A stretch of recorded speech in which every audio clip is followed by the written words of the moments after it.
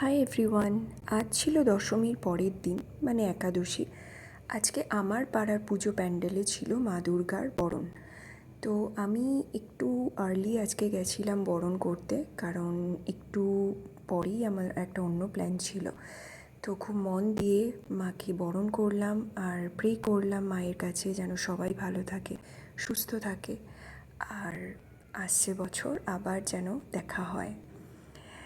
এরপর আমাদের ছিল অ্যাকচুয়ালি মুভি প্ল্যান। তো আমরা বেরিয়ে পড়েছিলাম, আমাদের শো ছিল দুপুর 3:45। তো আমি আর্য এখানে গল্প করতে করতে যাচ্ছি উইথ মাই হাজব্যান্ড।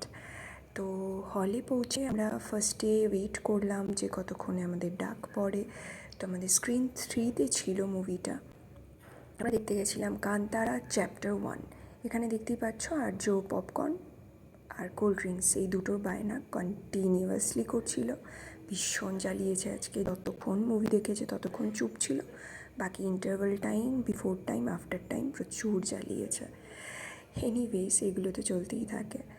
আর আমরা এই যে SVF মিউজের যে সিটটা, এই যে এত এনজয় করি, আমরা খালি বুঝতে থাকি যে কোন মুভিটা আমরা দেখতে পাবো যেখানে এই টাইপের সিট থাকবে। It's so relaxing YONO.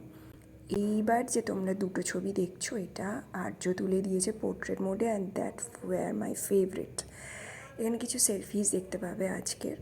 মুভিটা ভীষণ ভালো হয়েছে, আমার অসাধারণ লেগেছে। কান্তারা 1টাও যেটা দেখেছিলাম খুবই ভালো ছিল, এটা তার থেকেও বেশি ভালো। তো তোমরা যারা এখনও দেখোনি, গিয়ে অবভিয়াসলি দেখো।